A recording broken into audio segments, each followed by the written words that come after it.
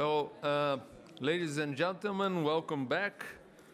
We are in the effective urban transport policy making and implementation session. Well, a few words to start.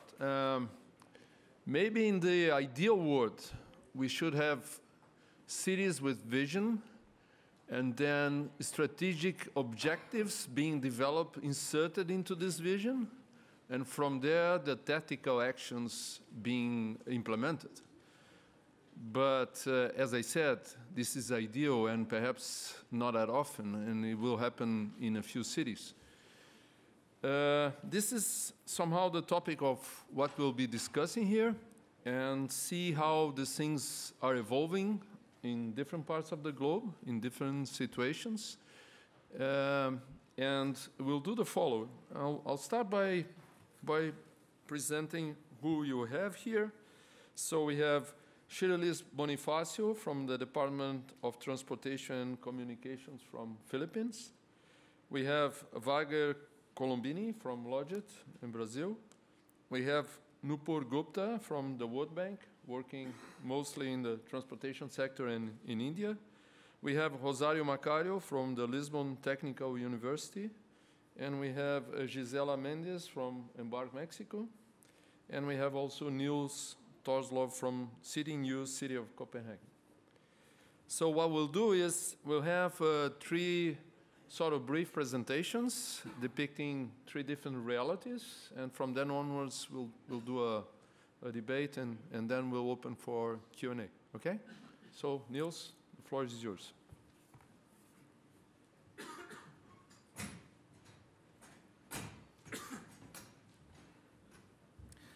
Thank you so much, and thank you for the invitation to speak today. It's really a privilege for me to be here. And just to avoid any mistakes, it's not me at the picture, but sometimes it could feel like that, trying to do something different in the city where I come from. He's only depending on gravity, and that the water below him is actually soft, so he won't hurt himself. But it's not always like that, building strategies in Copenhagen. If you have some experience and you have learned probably from your mistakes as well, you might develop sort of a cooking book on how to develop long-term strategies and also how to implement them. And that's basically what about this presentation is. I'd like to share with you some of the elements of my cooking book, maybe for you to pick and choose some of the elements. I think some of it is probably very easy to understand and very simple, but there are traps hidden within all of them, so I'll try to mention some of them. Now, first of all, before I go on, I'll say that the building long-term strategies in Copenhagen is not a new thing. We've been doing this for decades, actually. Over the last decades, to mention some things, we are just, all the buildings in Copenhagen are linked into distance heating. We have no independent building or heaters in buildings. All of them are. This is due to a long-term strategy that was approved by, I think it's 40 years ago.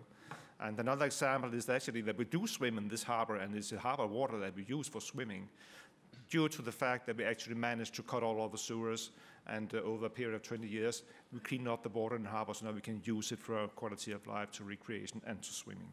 Also, a long-term strategy with a lot of initiatives, a lot of business plans that's been going on for maybe 20 or 25 years.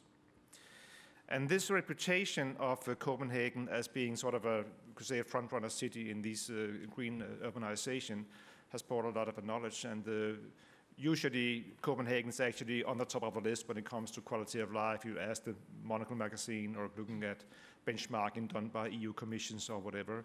So we're quite easy adapting to the issue of being a front-runner city, and we use this tense and this feeling to build even more progressive and even more advanced strategies that could bring us even further in a more livable community for our cities. And the last one was actually approved in 2012, suggested. I think I could say that it was actually due to the fact there was a lot of disappointment about the COP15 taking place in Copenhagen in 2009. Nothing really happened. So the cities, and especially Copenhagen, said, well, we can do it. So why don't we make a plan for the first carbon neutral city in the world by 2025? So this long-term strategy is actually one of the new things that happened for the last few years, and it's actually working as sort of an umbrella for a lot of initiatives Some of them on mobility, some of them on other issues, but it's really a strong statement that works in the long term because it's so simple. You can actually say it because it was approved by a majority of politicians in the city of Copenhagen, from left wing to right wing. So the climate plan has to do with mobility, of course, but also with the city administration, how we use the city administration itself. A lot of it is about energy consumption, of course, also about energy production. And mobility actually counts for 11% of what has to be done. And inside mobility, we have a Green Mobility Action Plan that takes care of these 11%. How will we produce that amount of carbon reduction in our transport system before 2025? And as you can see probably on the picture, some of it has to do with cyclists, some of it has to do with more public transportation, the way that we use fuel for transportation and things like that. So we're building the strategy in terms of a strong political statement, a strategic plan with a lot of business plans, a lot of well-proven and description on initiatives, and putting it all together, we will end up by making the result in 2025. But of course, we have to learn on our way, so everything is not predicted in advance. We have to learn every year. How did this work? How did this work? There's a new opportunities coming in. How about ITS? I mean, this world is developing so fast. How can we use it even better for cutting carbon? And that's the general idea in our mobility plan now, is basically to cut carbon and keep up mobility as well as other issues. So from this cooking book, I would like to give you the 4 major ingredients, in my opinion, on how to build long-term strategies like this. One is to make sure that you actually know what you're talking about. Do you know your city? Now, it seems like a very simple question, a very simple thing, but it's actually very complicated to understand how the city works. Do we really look close enough? Do we know our citizens and their daily needs? Do we know how to be present in the dialogue between city administration, politicians, and the media? Are we aware of our credibility as an administration? I mean, if you can ask questions from a citizen point of view that we're not able to answer, probably we have a problem, or we do have a problem. So all the time we have to work on our credibility as an administration to make sure that the people depend on us, and also to make sure that the politicians can actually depend on the proposals and the assessments of impacts that we are presenting for them. So that's not an easy issue. It's very critical, and you have to work very hard to get to the point where you actually say, well, I know my city. And to be honest, I don't. A few mistakes we made. One is actually that we slipped on congestion charging a few years ago that we were presenting this. And actually, because we didn't actually know exactly what was the daily need, what was the critical part of it, we didn't manage to go through with the approval. So this was actually one example of we didn't have exactly the knowledge of our city to make sure that this would basically happen. The second one is about the political process, to understand our politicians, to know their positions, to know how they are dealing with negotiating and changing position during the election period and things like that. So the very close look at how cities or politicians work, and to understand and respect the logic that they are working on is another very critical issue. I had to read all their Twitters and their Facebook updates. In my opinion, it's better and more easier and maybe more with a higher percentage of success if you run on multi-perspective strategies. If you just put one strategy saying, want to become the first carbon neutral capital by 2025, it's a strong political statement, but it doesn't really work as a strategy. I had to work on different perspectives to make sure that it's also contributing to the daily quality of life, that it's also contributing to the growth of the city. I mean, we are competing against other cities to attract workplaces and things like that. And in general, the sustainability of the city that is very much aware about. So the multi-perspective attitude is also a very important part of this cooking book. Then again, involvement of a lot of stakeholders, and as you can imagine, on the carbon neutrality plan, the climate plan, there is a lot of stakeholders involved, and only a few of them has to do with the city administration and the politicians. I mean, utility services are really, really important here. The government is important, energy consumption, the business life, and so on. So make sure they get the full picture, and you can brace if you get surprised or something you did not predict. And also to make sure that you understand that oppositions might have a point. Don't reject them, embrace them.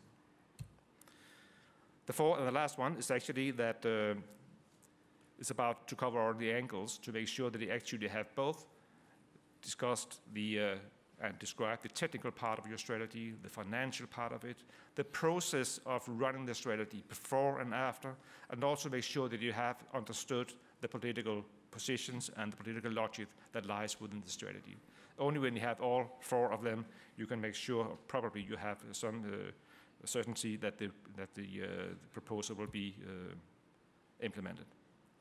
A little bit about implementation. I won't speak about cycling. You probably know that Copenhagen is probably the city in the world with the highest percentage for cycling. We passed 41% of modal split last year, and has to do a lot with how we work on implementing or improving the infrastructure, taking care of less cyclists and not the present one, and things like that. Another implementation issue was that we had to do with a bike share system that we are trying to install in a city where everybody's got at least one bike. So why are we doing that? I mean, we had to aim very specific on the car commuters that might have to consider if I can take a train and a bike combination to go to work. So this concept is basically aiming very specifically at car commuters that could be considered to change into train commuters. And we have to do, I mean, they're used to riding Audis or Mercedes or BMW, so we have to bring in something with a very high level of comfort, high level of good techniques. We're putting a bike or a commuter or a tablet on the handlebar to make sure that everything works brilliantly. It's got GPS. You can sit in your train and you can make the reservation for your bike on the next train station when you arrive and things like that. So a very advanced system has to be done here. At last, I'd like to make sure that make a few points on ITS, because the ITS is basically for us a toolbox that could be used for several purposes. And what we're trying to do is to use ITS for the issue of cutting carbon. We cannot do this alone, so we have to ask, or did ask a lot to the industry, what can you actually support? If we bring this idea, help us to cut carbon. How can we use intelligence for doing that? And that brought up a lot of private innovation processes that helped us a lot. One of them is actually this eco-driving concept, where you're installing communication tools between the lorries and the signalized junction to make sure that he knows exactly what speed to choose if you want to go on green lights all the way. And you know, if you stop a truck with maybe 30 or 40 tons of cargo, there's a lot of fuel involved. If you can make it just flow through the city, you will cut an amazing amount of carbon.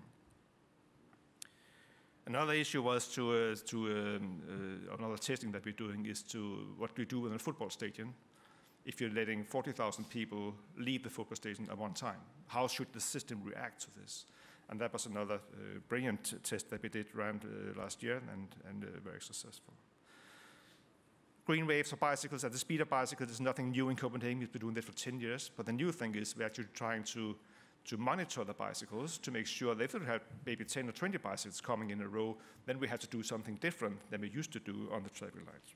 So all those kinds of facilities is implementing our strategy in the order of cutting carbon. On ITS, we use this for make sure that we do things right. We are putting in the prioritized, or describing the prioritized network in the city, and then we're putting in service level for all the modes, saying, well, what can we offer for buses, for bikes, for pedestrians, what can we offer for cars in a city that is growing, that have growing car ownership and things like that. So in this way, we make a political approval on how we use ITS to make sure that we are cutting carbon at the same time as to keep up the level of mobility. If you come to Copenhagen in 2018 for the ITS World Congress, we would like to show you the results for all those testing, and I hope it will be very brilliant.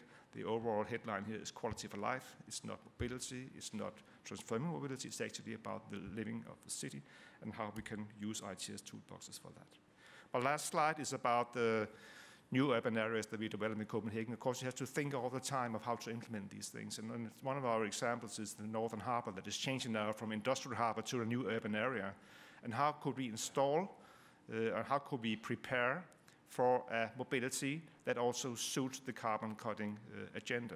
And one is actually to make sure that the metro line, the public transport and the bicycles is actually the backbone of the mobility structure of this new city. It looks like this, and of course we're putting the metro line on top of the bicycle lane so you don't have to worry about rain and snow and things like that. Thank you.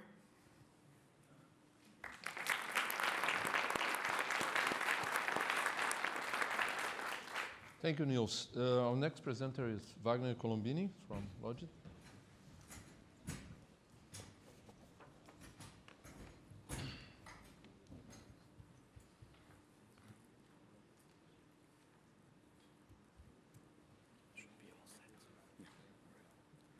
Well, thank you very much for the invitation to be here. It's a pleasure to be here. And let's start. Mais para frente, Wagner. Yeah. Huh? Yeah. Okay. Oh.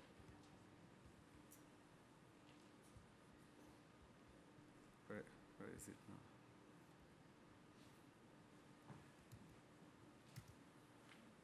You can just use this page. Okay. Well, I'm here to talk about the Brazilian law on mobility and some recent experiments, some recent projects we've done related to the application of the law in one city, in one region, metropolitan region. So this law was approved in 2012, and all the municipalities, they have 3 years to implement their mobility plans. And it was really very nice idea, and it's online with the urban transportation, sustainable solutions, and planning. So the law should suggest the cities to consider to prioritize non-motorized transportation. Things that usually in public transportation studies or urban transportation studies, non-motorized transportation were not considered at all. So this is on the agenda now. Also, to foster the connectivity of transportation modes, the idea to integrate mobility and land use. Usually in the studies in Brazil or in Latin American countries that I've been involved with and I've been following, usually in urban transportation plans, land use and transport, they were not connected somehow. There were no TOD ideas in implementing transport-oriented development. And this law is suggested transportation and land use to go together. So this is a good implementation, a good idea, and a good advancement. Also, the idea of universal accessibility to all modes. Equity access of transportation to all citizens, and also an equitable access in the use of urban space. Another important thing is transparency, is to get public to be involved in the process. So in general, plans were developed and there was no public involvement at all. Just in the end, just to show what's being done. And now the idea is to start involving the stakeholders and involving public from the very beginning. This is something that's being done in Europe and here in the US, but in countries like ours, that was not happening at all. So this is something interesting to start using and having this way of developing the project. Also, transportation safety is on the agenda. Prioritize land structuring transportation projects, the mitigation of environmental impacts, and consideration of freight transportation in the plan. So usually freight transportation was not considered. This is not only in our countries, but in general. Freight transportation was not in agenda. This is now much more, and now we are considering in all mobility plans in Brazil. And also incentives for technological development and the idea of using renewable energy. We have the use of ethanol a lot. This is a kind of renewable energy, but it's coming, the idea of using electricity in buses, and this is something new, and the idea of the law is to foster this kind of consideration. Well,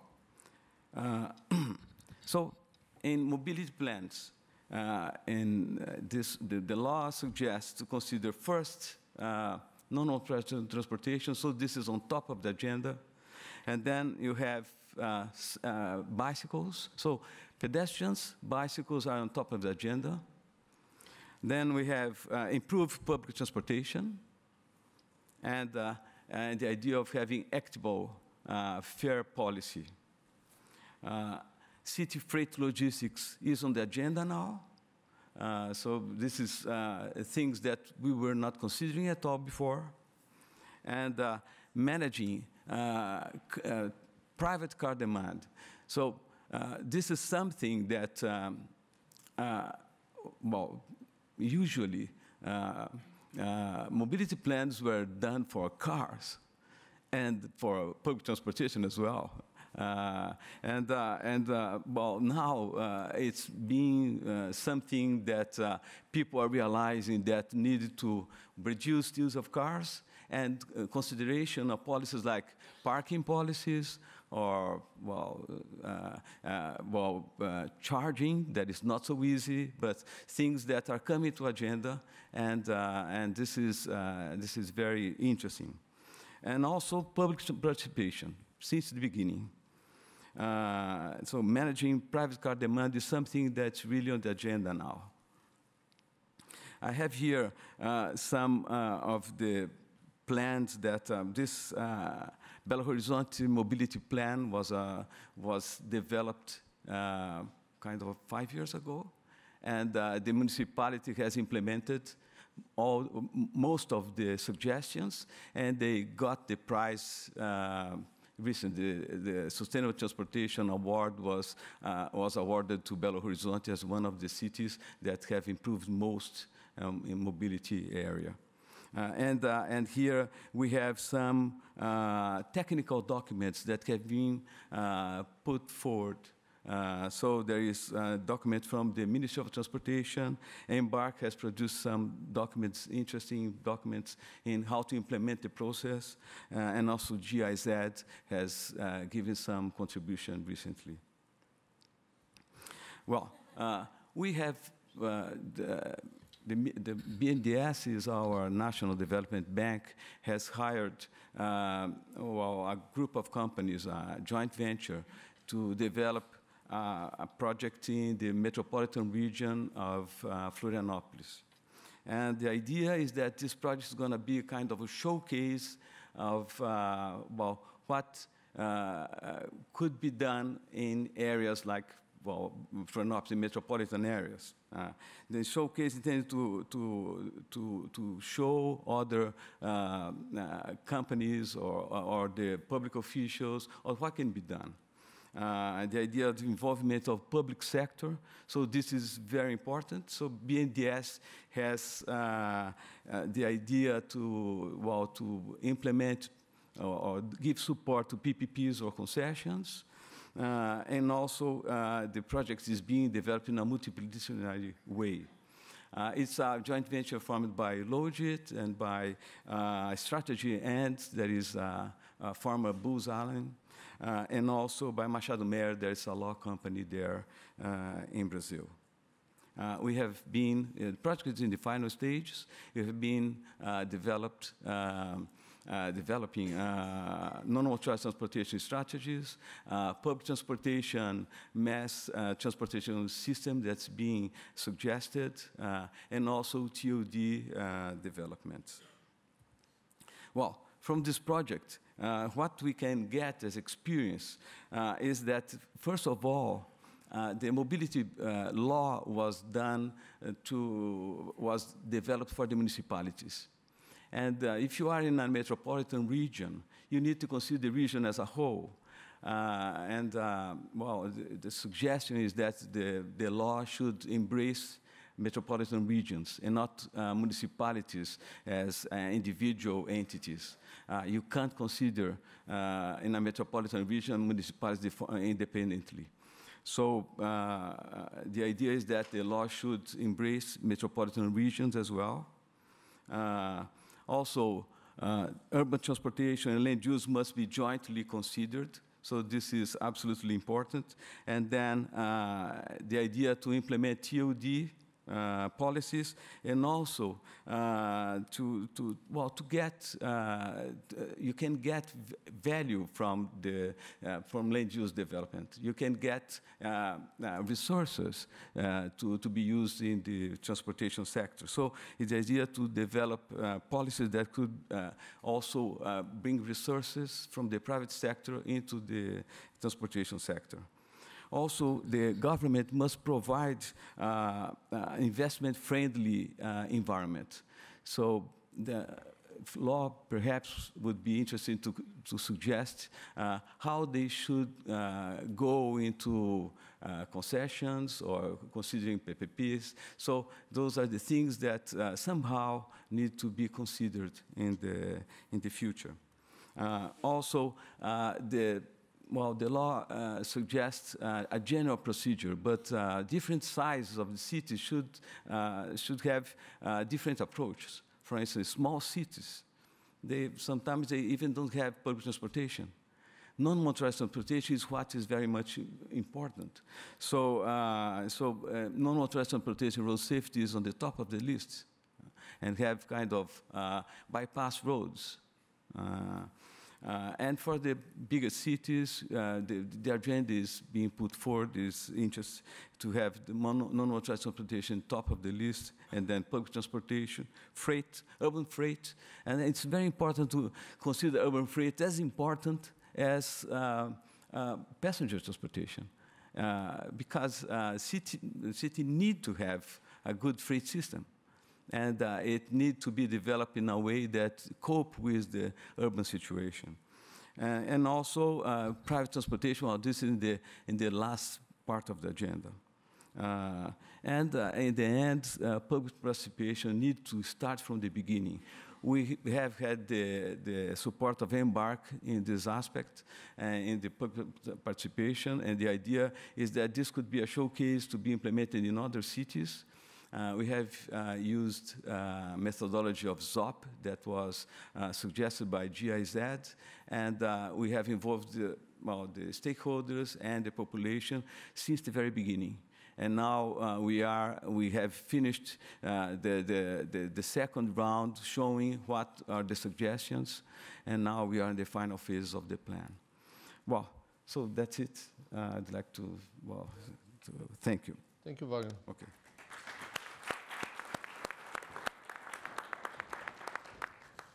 And now please, Cherylis Bonifacio from the Department of Transportation and Communications from Philippines.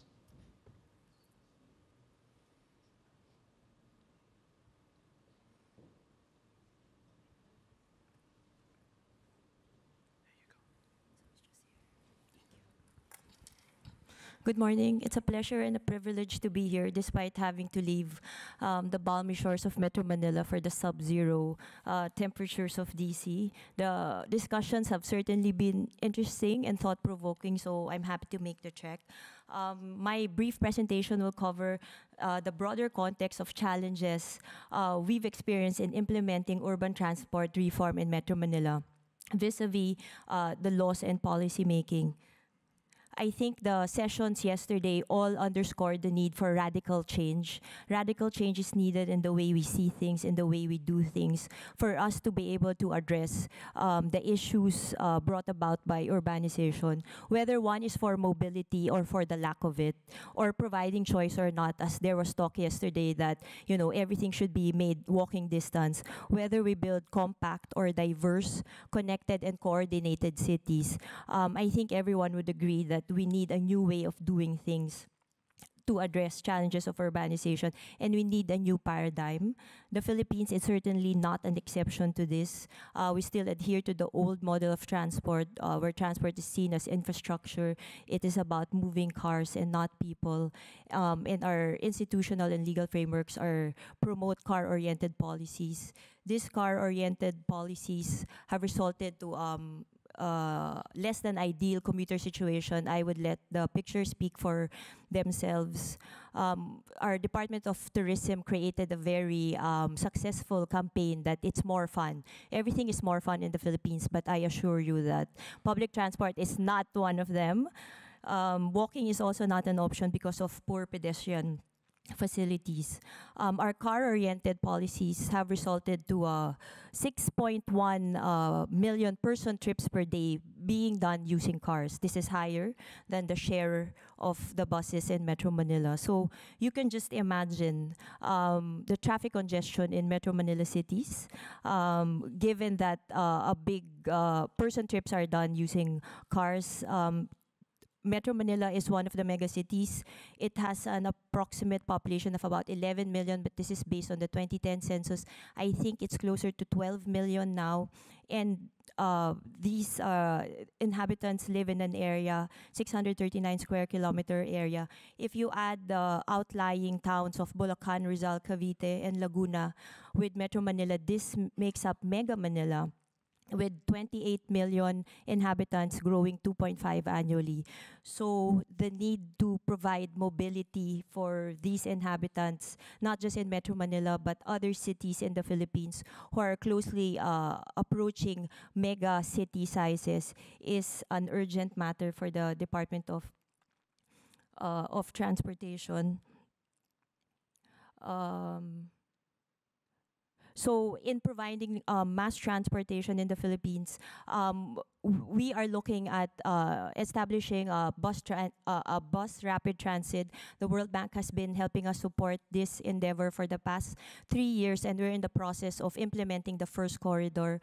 But we've learned that implementation brings its own sets of challenges, and but there are two crucial reforms that we need to do for us to establish mass transport systems in the Philippines. I could talk all day to you about the challenges that we've faced, but since I only have 10 minutes, I'd focus on two crucial reforms. First, that the department must take on the function of planning mass transit corridors and services. It would seem commonsensical. Of course, the Department of Transport is already doing that, but effectively, that is currently being done by the private transport, by the private sector. So the system for franchising in Metro Manila is an interested bus or jeepney operator would approach the department and tell them, we want to serve this corridor. So the department plays a very reactive role to this application and just determines whether there is public need for public transport services in the proposed corridor. And if this is established, then we give the franchise. There is no network approach, there is no mass transit planning, and we need to get it back. For us to be able to do that, we need to overhaul the organizational structure of the department. It is simply not responsive anymore to the challenges, to answer the challenges brought about by urbanization. That's one. Second would be the creation of a public transport corporation that would manage and supervise the services along these mass transit corridors.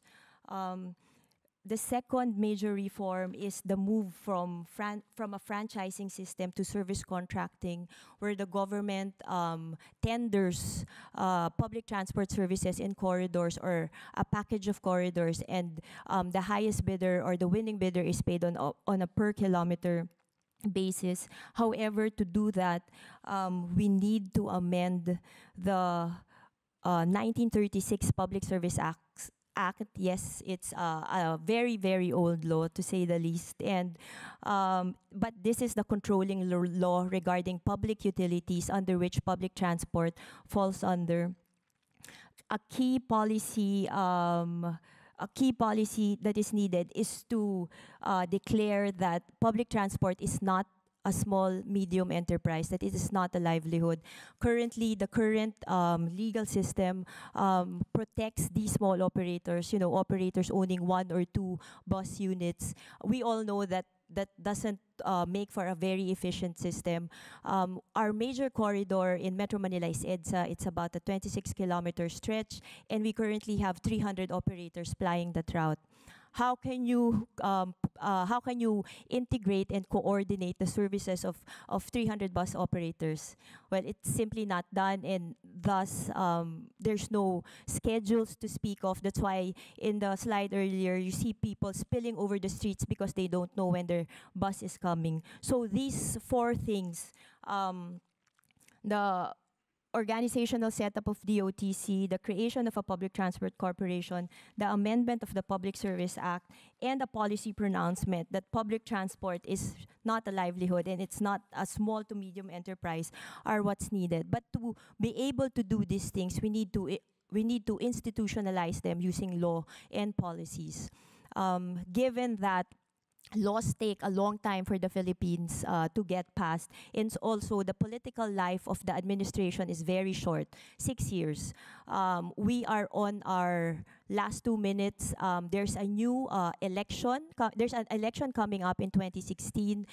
So there was a conscious decision at the time that we simply do not have the time to, wait for the laws to be passed before we start implementing anything. So for the BRT, everything was done ad hoc. It's not the most ideal situation because we had to use institutions and frameworks that's not built to cater to establishing mass transport systems like a BRT. But we had to make do with that because there is, there was a conscious decision that it is important to demonstrate the effects that these reforms would bring about so that we could build support for the changes that we're proposing to the government before we actually institutionalize the laws, before we actually institutionalize them using laws and policies. So there is a need to show that it works before we codify it. And I guess that's what the Philippine experience is bringing to the table, that you need to build support for the changes you want to make before actually enacting it or before institutionalizing it. Our project team leader, Ajay, does not quite agree with that, but we're hopeful that we would still be able to implement the BRT, the first BRT in the Philippines, and the next BRT would experience a smoother sailing. I guess this brings to fore the classical debate in law. I'm a lawyer by training, so there's this debate. If you use law to effect reform, is it a ground swelling from a bottom up, or is it imposed from the top? I would like to think that we tried to balance the process of using law as a tool of reform, that we were building the ground swelling, but at the same time also preparing for the top-down approach, wherein we're already preparing the laws and the policies. It's all set to go, but we're just waiting for public support for these radical changes that we're proposing in the Philippine transport system. Given that I have no time, I'm happy to discuss more in detail during the panel or on the sidelines of the session. Thank you.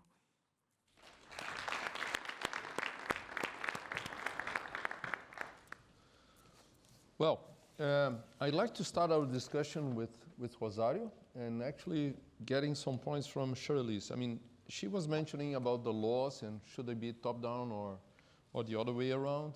And Rosario, you had a very important role in the case of Brazil when you helped Brazil to develop the mobility law. I think it would be of interest of everybody here if you could tell a bit what was the origin. I mean, who decided to have this law, and what were the conditions for that? Thank you. And first of all, thank you for the very inspiring presentations they have a lot in common, even if that doesn't look like immediately. But in fact, the process of Brazil was an extremely innovative process at the time. And it emerged as a consequence, as a direct consequence of the creation of the Ministry of Cities. There was an attempt before the Ministry of Cities, so in the previous government, of implementing a law with characteristics somehow similar to the ones that was implemented with an holistic perspective and an integrated perspective, which did not succeed. And did not succeed largely due to lack of institutional background, and that would guarantee the policy process for the support and the discussion of that law. So after the Ministry of Cities, one of the first initiatives has been the Statute of Cities. And before even the Statute of Cities was published, we started working in the law, in the framework law. So with the idea and with the vision that mobility has to be looked at in an integrated way. And that the focus of a mobility law should not be mobility but accessibility. That is a move towards an inclusive city. And this is what supported the initiative. Then it was a long initiative because we are, at this stage, we are in 2001. And as Wagner said, the law was finally approved in the Parliament in 2012. So it was a long process, but a very intense process, and because it allowed to set up a political process around the discussion of the legislation, where all political forces have been involved in a committee that discussed progressively as we were constructing the legislation and as we were constructing the whole initiative that had three focal points. So the law, a capacitation program, and a program of incentives to induce the municipalities towards the change process.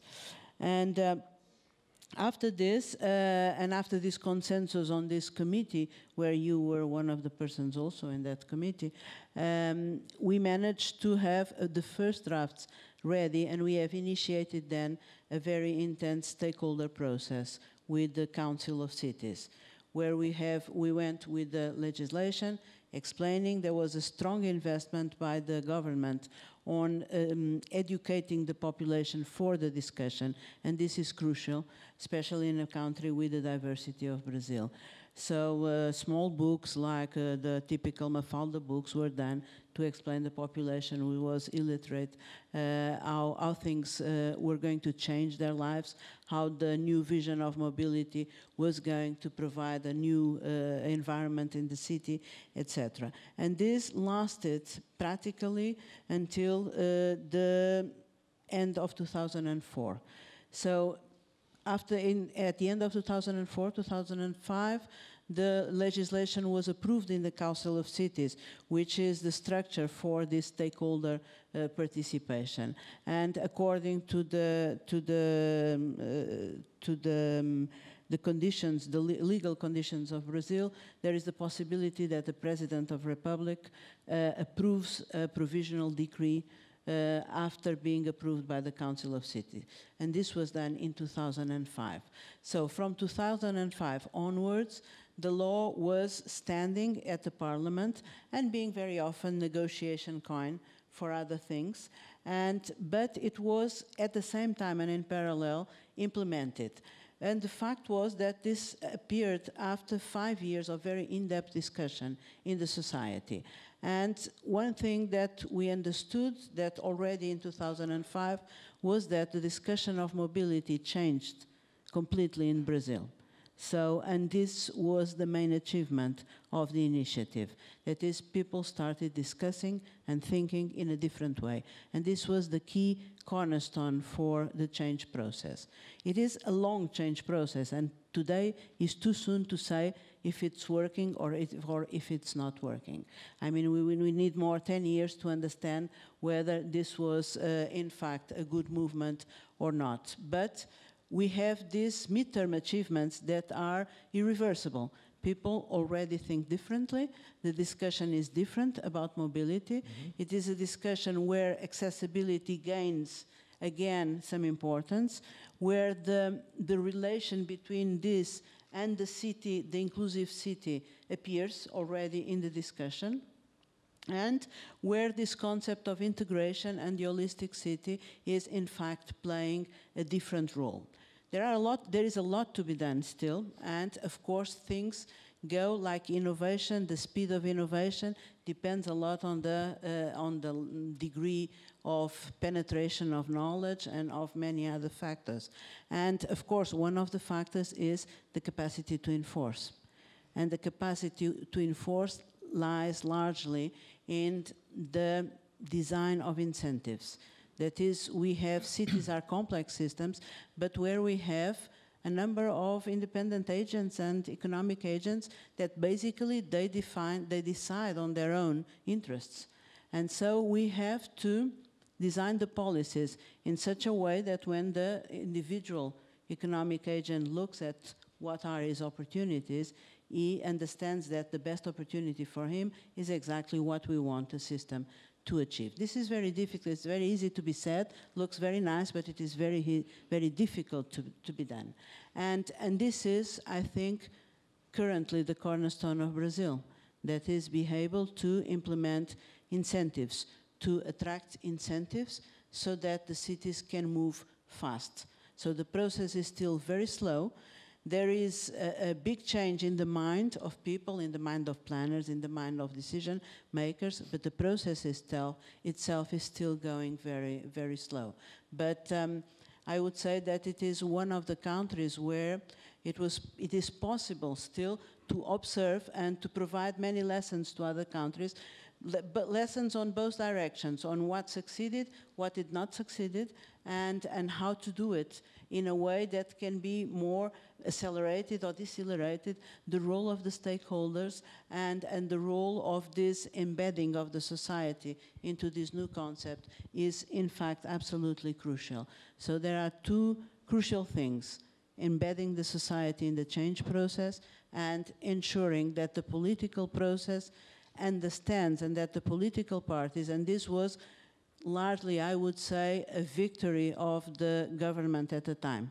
They were able to pass the message to all the political forces, and they were able to establish committees for discussion where all parties understood that they were discussing something that was not going to produce effects in 4 or 5 years' time, and that was not going to be relevant for their elections in the next political cycle, but that was something for the next 20 or 30 years.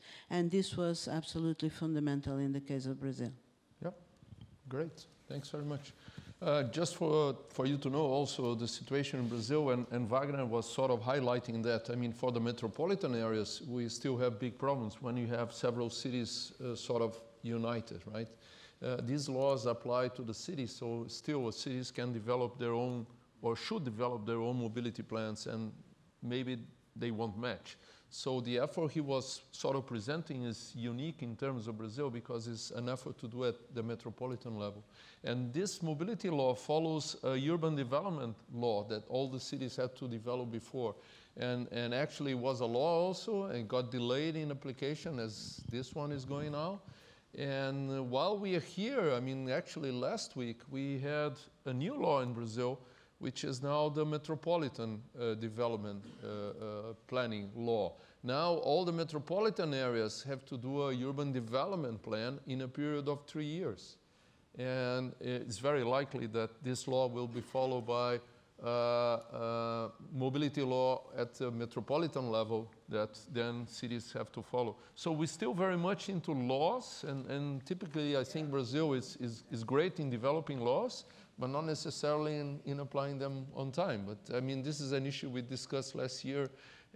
But again, the laws are there, and apparently the ball is moving now. And yeah, let's I think see the ball is moving, but there is the need to put within that movement of the ball to put the financing component, because the financing component is always the trigger. And if you look at the history of urban mobility in the world, there is only very rare countries, and one is here at the table, who have been able to change their urban mobility systems without having as trigger the financial mechanism. And also here in Brazil, there is the need to do it. And this was, in the original design, this was planned to be done. That is, that people and municipalities would have access to additional financial sources if they could comply with what was established in the legislation. I would say that at the metropolitan level, this is much more easier to implement, because at the metropolitan level, you have inevitably to have co-decisions between municipalities. And so you need to find sources of funding that do not belong only to one municipality.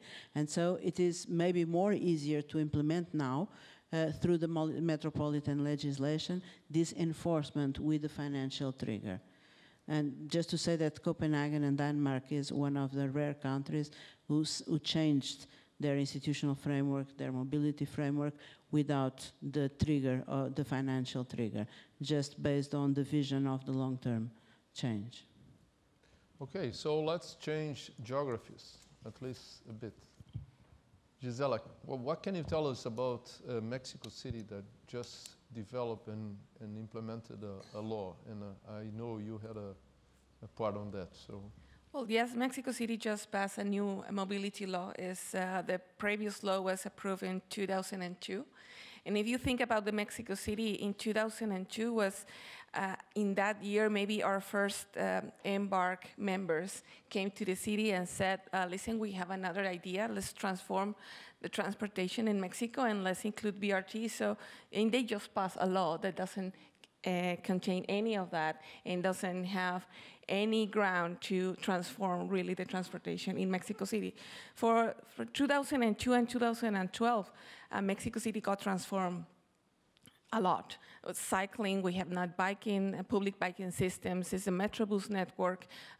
We increased the electric buses that also have a specific lane to go through. So in these 12 years, Mexico City changed a lot. And the law and the discussion of the law came after all these transformations came, because they said, now our legal framework is so evident that does not match what the city is implementing or doing and what we still need to do. So yes, Mexico has lots of new projects, lots of new ways of move, and it has a long way to go. Still, we still need to go through the integrated transport system, because all these initiatives got implemented in separate ways. So it's a biking system that goes in one minister that is not the transport, it's the Metrobus that goes differently. So every of our modes go in so different ways, and we needed to start thinking about how we are going to integrate all this. It was great because Mexico was in a very large crisis of contamination, public health, traffic accidents, so action needed to be taken. And as you said, we couldn't wait for a new law to be implemented and change in order to start doing change, because people was dying every day. So that is a different story about what you said. And this law was approved very, very fast. Actually, we worked in that for almost a year and a half. And got implemented. And what the mobility law now has is this change of looking at transport not just as traffic tolls and infrastructure and the relationships between the government and the privates, just in terms of individual concessions or franchise. But now it talks about the hierarchy of the mobility, which are the people that we are going to implement and prioritize our actions first. It also talks about moving the entire transport system in an integrated transport way, and that we also need to stop developing lots of public authorities that deal with different things, that we need to start thinking in an integrated way. And also, one of the most important things of this is road safety is a main issue here. And that is reflected in the same way that we said pedestrians are important for us. And because of that, road safety plan has to be developed that integrates all these things. What the Mexican law doesn't have is integration with the urban planning and the land use that Brazil has. That discussion is not there yet, and I think that we are not ready to start that discussion. Our most urgent matter was start thinking as an integrated way and start giving these projects also finance and institutional strength to keep on going. Because the transformation in Mexico City, the difference between other cities in Mexico and maybe Latin America is because they are going so fast, because the urgency is so evident, and we need to start redirecting our organizations, our institutions, and our law according to these changes, and not all the way around. Thank you. Thank you.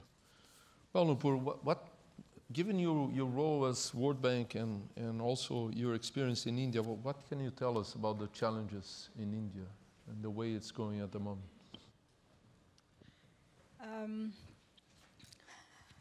This was really very informative, the experience of Brazil and Mexico. And I think India is probably at a very different level of development. We have an urbanization rate of about 32% at the moment. But having said that, the numbers that we are talking are mind-boggling. We are already at 350 million people living in cities, and many of these are bursting at the seams virtually.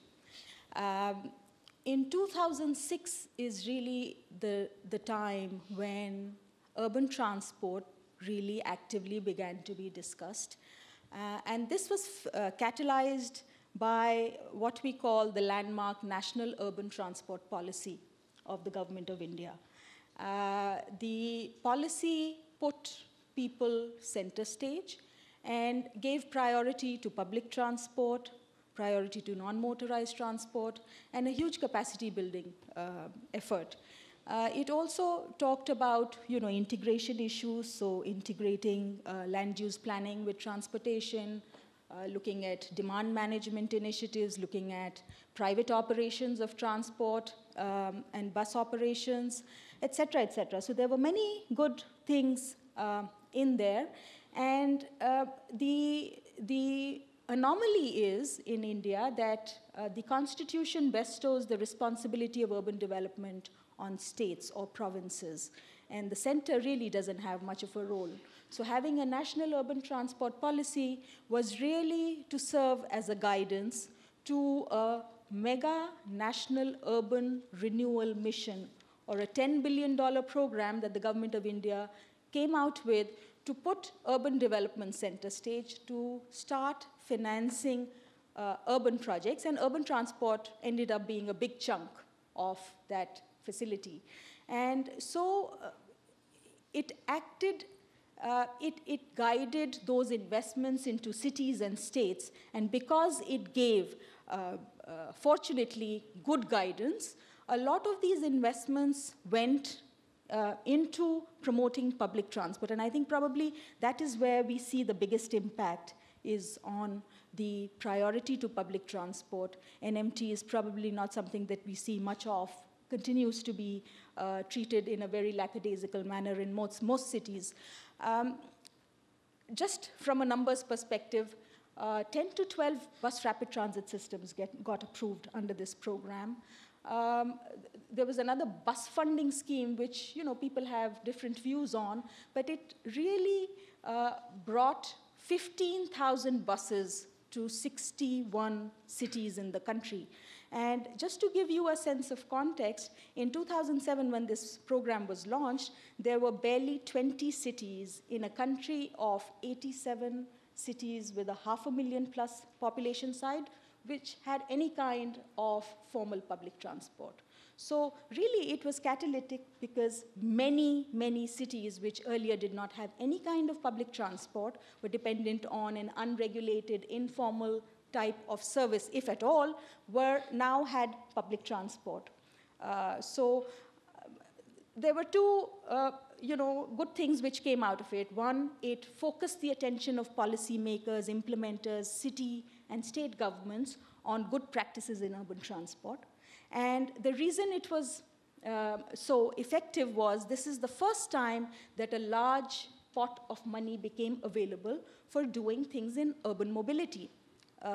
Perhaps this is still the largest pot of money that ever became available, because at the state and city level, there is hardly any funding available for urban transport initiatives. So therefore, it was extremely effective.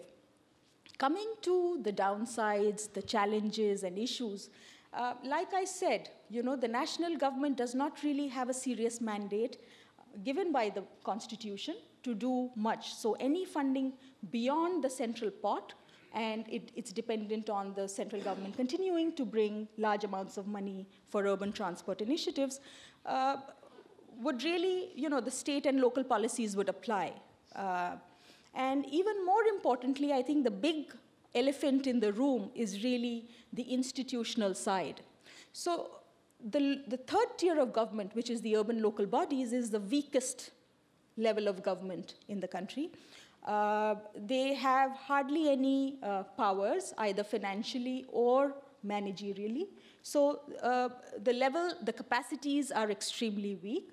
There has been an amendment, constitutional amendment, almost 25, 30 years ago, which talked about devolution of powers from the state to the city level, but that has never been implemented.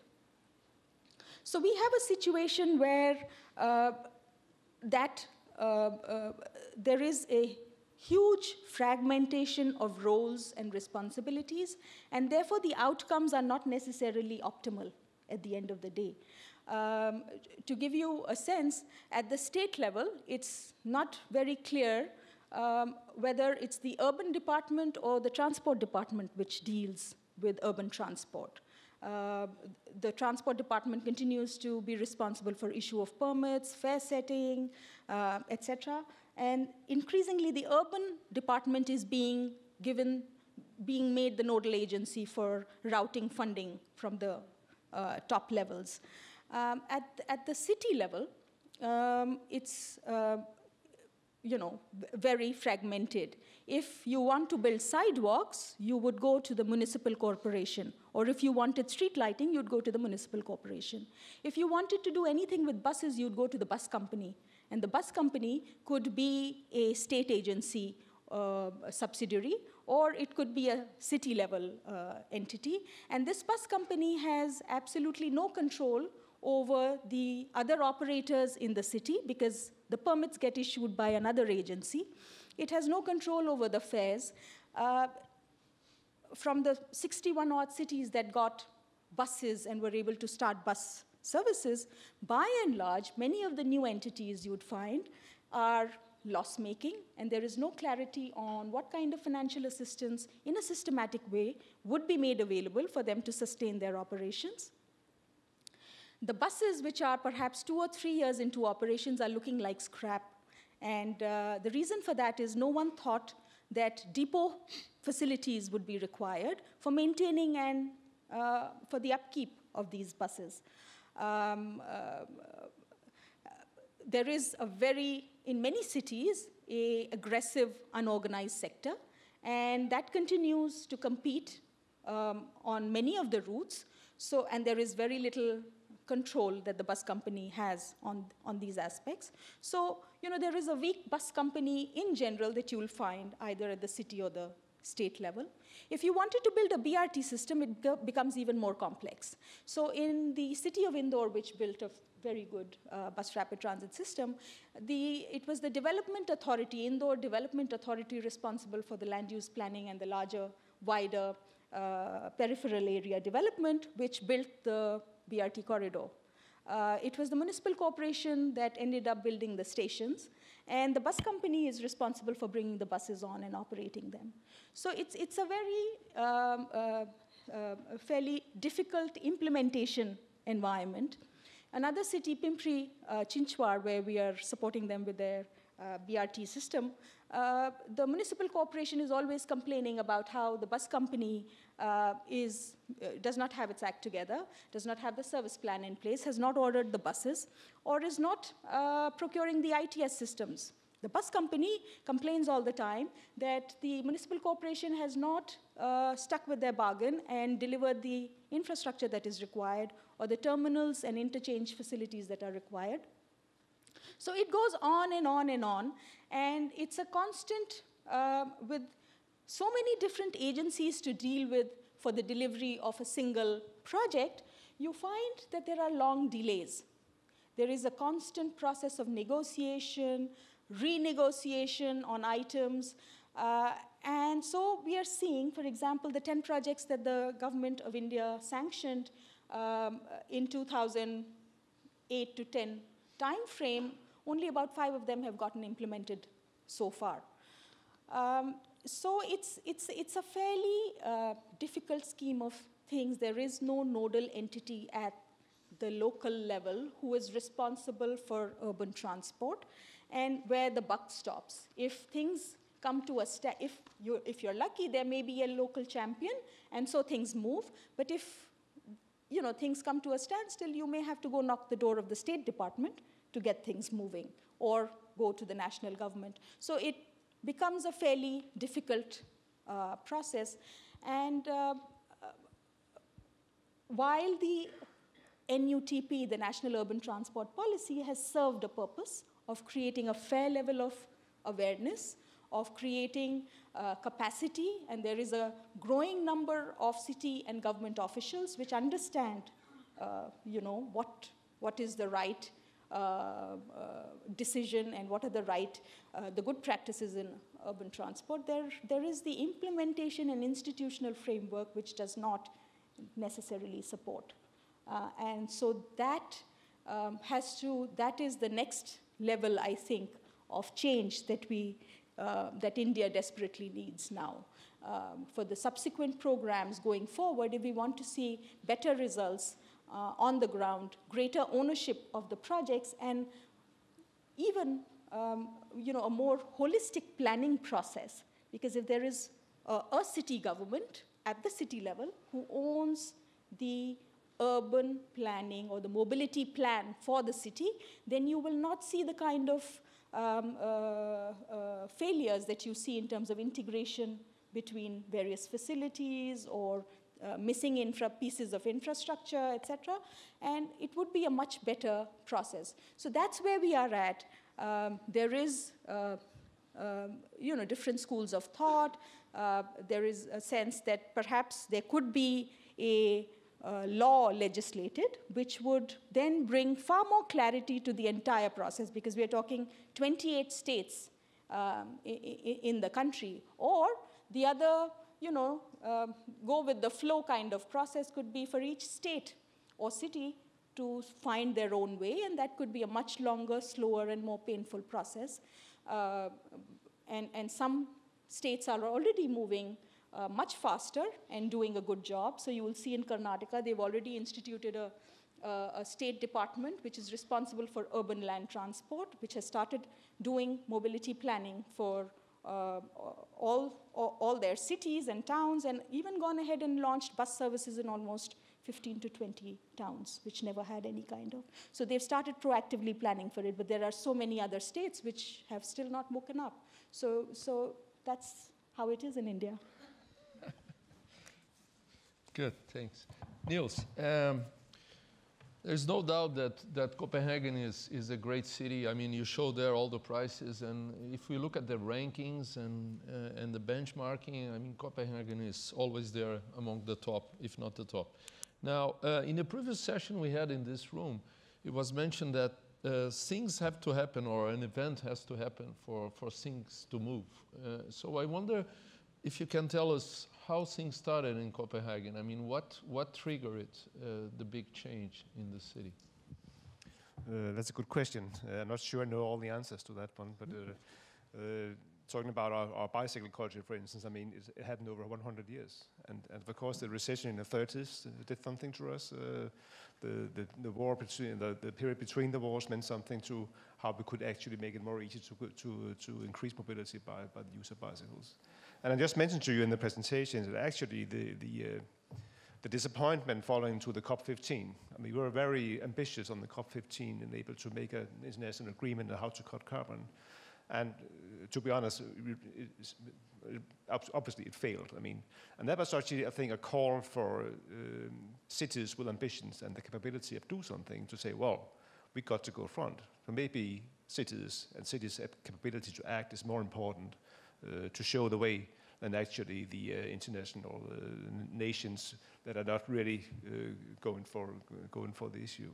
So that might be, for us, it was a trigger, basically, to draft the climate plan that we saw the failures of COP15. But another way to describe it is also that it might seem like a paradise on earth towards mobility. And of course, we're doing a lot of things in a very good way. It doesn't mean we don't have any problems, of course. We do have financial problems as well, and we have air quality problems, and the asset management of the city of Copenhagen is ridiculous. I mean, you can see a lot of holes in the streets in Copenhagen, but not on the bicycle lanes, because we know they are important. And things like that, because compared to what we're talking about in major cities around the world is almost nothing. But I think there is another issue here that might be relevant, is the demand for our citizens, because what we learn is that once we go along building public transport systems or bicycle systems, what we experience is, well, once the citizens of Copenhagen and all the region, they learn how easy it is to use, how obvious it is, how cheap it is, how fast it is. I mean, they're asking for more. And I can say that if you are an elected politician in Copenhagen, you won't be able to go anywhere if you don't have a bike plan. I mean, right wing, left wing, because it's so essential to the daily life of the city that we can use those bike lanes and that we feel comfortable and that we feel safe on the bike lanes. So this is the issue of promoting something that proves to have a value in the daily needs of our citizens, and then they're asking for more. The same goes for our metro system that was launched 10 or 12 years ago, I think. The first line we made, the metro, underground metro in Copenhagen.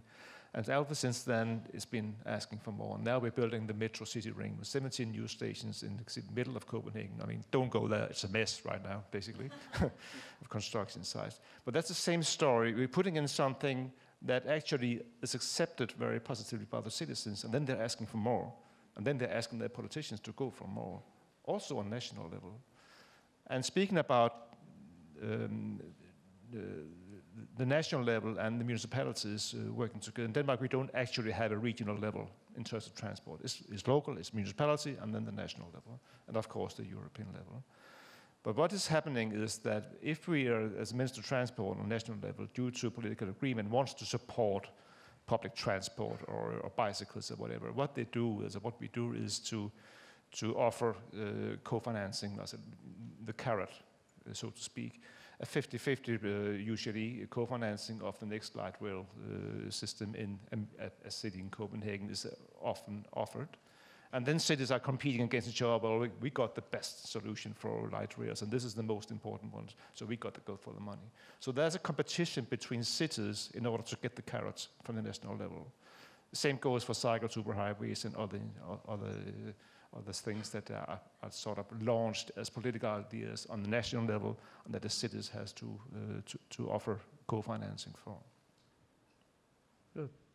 It's interesting to see that a very recent event also triggers something like COP, like the failure of COP. I mean, it's like an answer to the world from a city. I mean, this is great. I mean, certainly from a very developed place. I mean, I think the basic statement here is that being a front-runner city, or maybe even a front-runner country, we feel also a little bit obliged to sort of to use the showcase and to share our experience, and to just be here today, for instance, to talk about this. But maybe we have some inspiration that could be useful for other countries and cities. Yeah, certainly.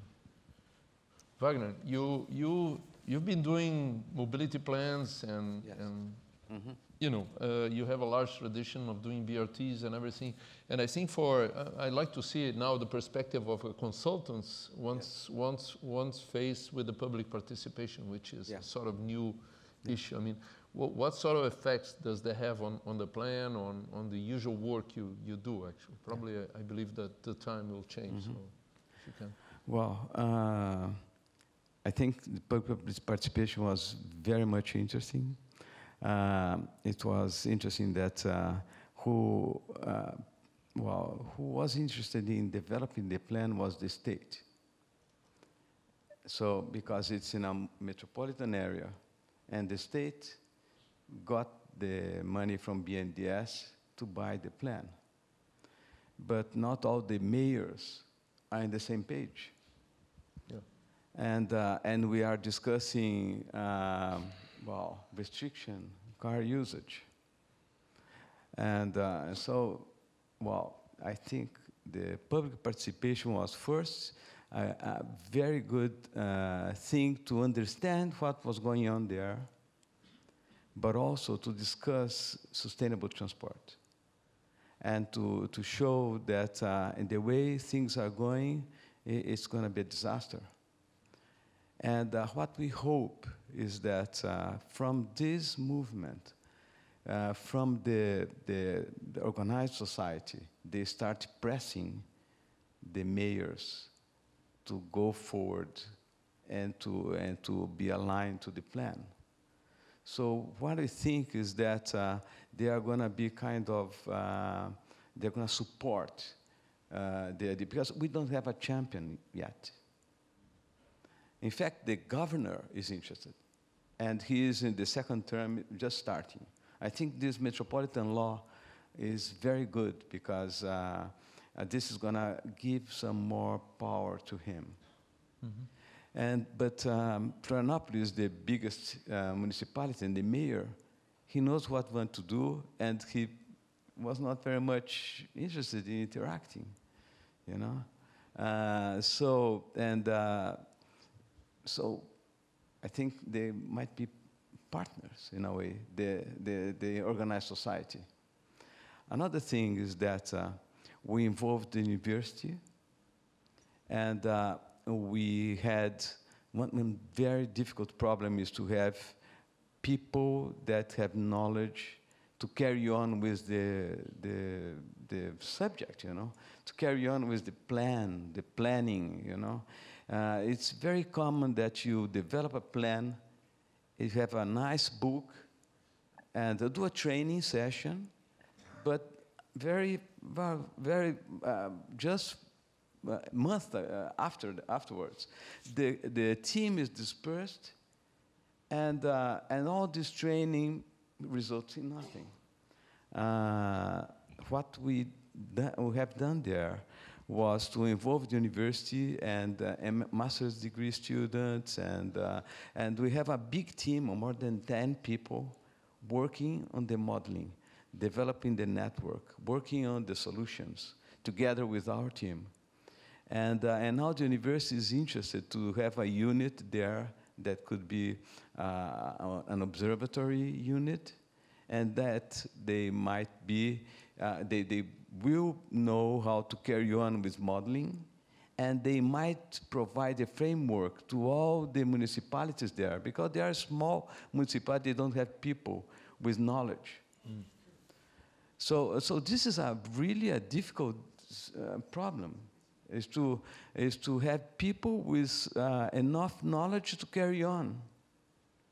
And so two things. One is on the political side, is that I think it was great involvement with the population, and to have them on board. And they bought the idea of non-motorized transportation.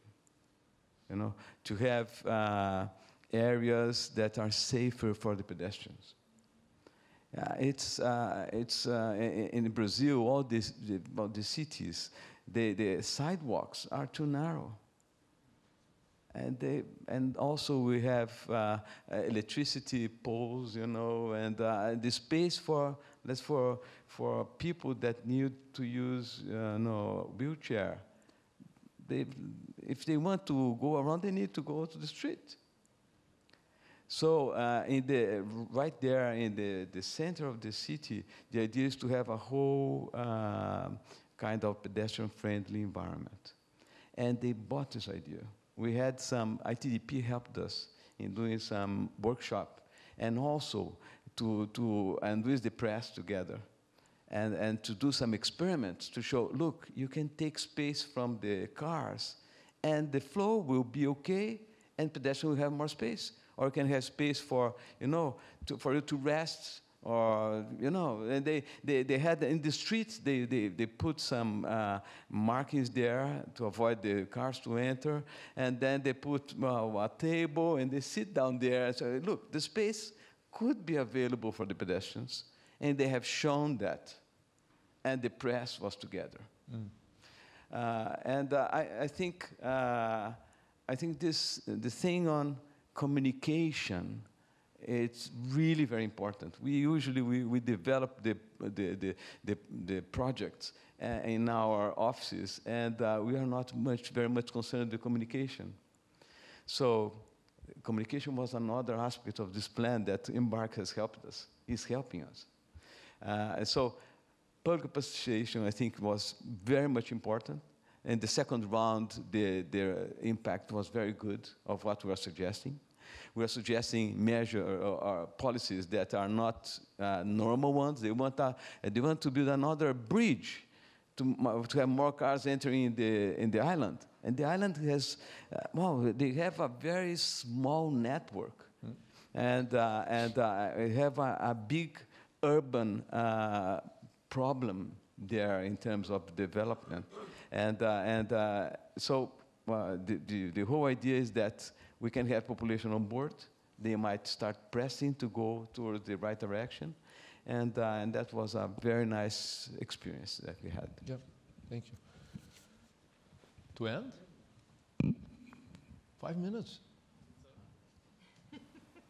Yes. I thought it was at 1. Oh, we didn't open for Q&A. I sorry, I thought we still had half an hour, so let's open now. Ben. Hi, Tony. Ben Welly, Embark, WRI. I wondered if I could ask a little bit more about mobility planning in Brazil and Mexico, and also in Copenhagen, about specifically what the role of, or what the mobility plans can address in terms of traffic safety and enhancing safety or a safer system approach, and sort of performance metrics, what to consider, what they're actually going to consider or are considering. And then second, I guess, and maybe Niels, that could be around your traffic safety plan that you have and how that might be connected to policy. My second question is, or comment, is more on what we heard yesterday from in the Lee Shippers section. Scholarship presentation, and looking at how we plan our streets and how this is done through policy, and how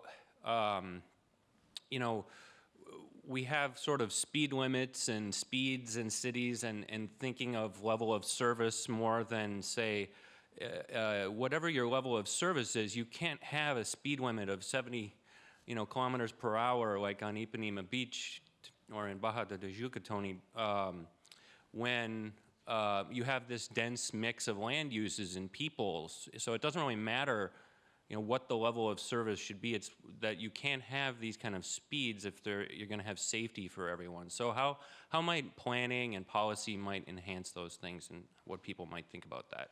Yeah, well, I'll take the first question, because we're working there with the Ministry of Cities in developing the mobility plan, or the guidelines for the mobility plan. And the previous version, because the new one is just about to be released, didn't have any chapter or any section on safety dedicated to that. So we managed to squeeze in one chapter for that, and showing that whatever projects are developed, they should have safety components into them, so that the roads are designed accordingly to that. And that there is also investments in this city for these projects, and there is a chance of then implementing auditing or inspections and improving whatever the final designs will be. That's the logic behind having that chapter there. Would you, Niels, like to take the other comment?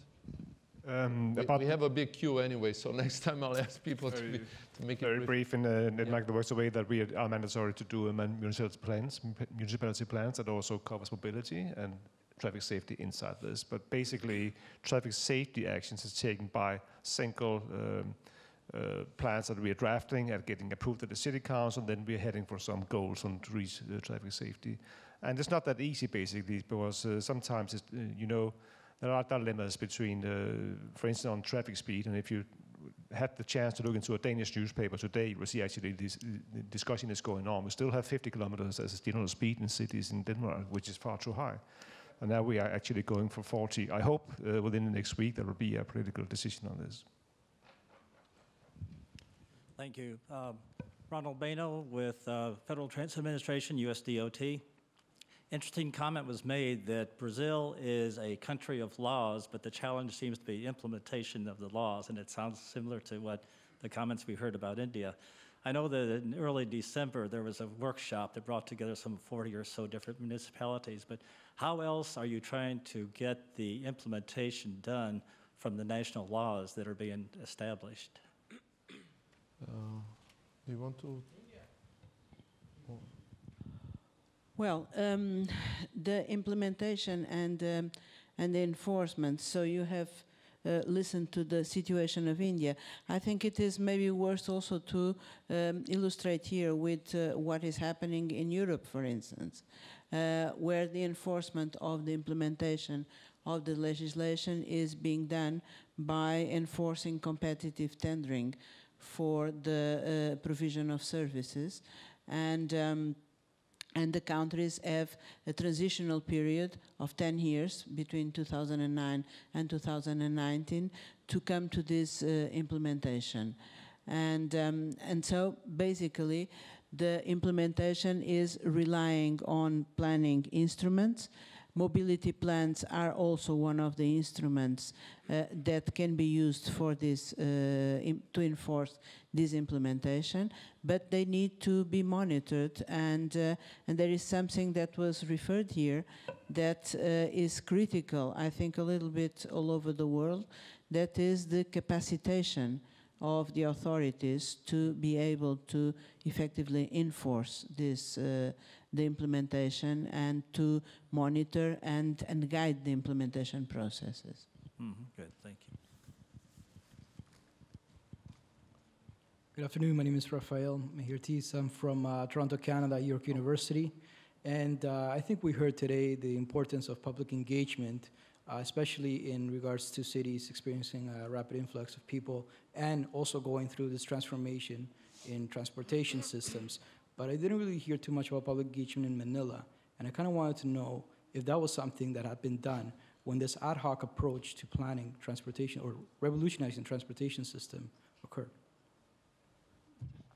Hi, yes, we've planned for 2 BRT systems, and public engagement has been done in both corridors. So since the process for approving the project takes a bit of a time, so while waiting for the proper approval, we've started engaging with the stakeholders that would be possibly affected, the paratransit drivers that would have to be moved to a different corridor once the BRT is up and running. So yes, we've started that, even if it was an ad hoc approach to the whole process. Yes, I'm here representing the Belo Horizonte City Hall. My question is quite simple. I agree that financing, of course, is a very important trigger, but don't you consider in your plans the necessity of very solid engineering availability to implement such a huge transformation in the cities as, of course, BRT represents? We've experienced in Belo very recently, due to the World Cup milestone, a kind of rush because the necessary checkpoint about a solid engineering was not properly made. So many problems may happen if such an important element is not available. Yeah, well, I'll take the point also. Caixa, which is the body that is, or the agency or the federal bank that is dealing now with the cities to check the new works that are being implemented. We are sort of helping them in developing guidelines, at least to have an idea of what exactly. the size would be. But I agree with you that then it's back to the projects. You're talking about the final projects, Yes, right? the final designs. Yes, design engineering. That didn't come out that well for some reason. Yes, because Caixa has basically a role to approve or to check if the engineering matches the main goals. Yeah. But not to verify deeply if it fits the, engineering, principles and etc. I'm talking about technical undergrounds here. Linda, just let me add something very briefly. This is, in fact, one of the important components of capacitation. So capacitation is not only the mobility plans or the soft side of the system, but it is also the engineering side and the capacity of the authority of having instruments to exercise the ex-ante appraisal of the projects and also the ex-post. And so the engineering competence is part of this capacitation process. Yes, because we may have financing, we may have a very good master plan, but if we do not have such an engineering, the project won't take off. And it takes time to have a good engineering. Yeah. Thank you. Thank you. We've been asked to stop the session, but again with you, I remember the other session you were the Stuff is just you can hear me. If you can make your comment quickly. Sure. I know we're short in time, but and I want to thank you all for sharing the situations in your respective countries. Very insightful. But I just want to be clear about the situation we have in the United States for all the Americans and not in the room. We all know there's so much ideological opposition in this country to a lot of what we call big government, of course, and especially a strong federal presence and at any level. And we have a strong oil lobby who would oppose a lot of these measures, particularly at the federal level. And, while I'm proud to be from a blue-collar area, and very proud to be from a family that's not a professionals, the area I come from does not worship expertise and is quite skeptical of, what people would call East Coast elitism.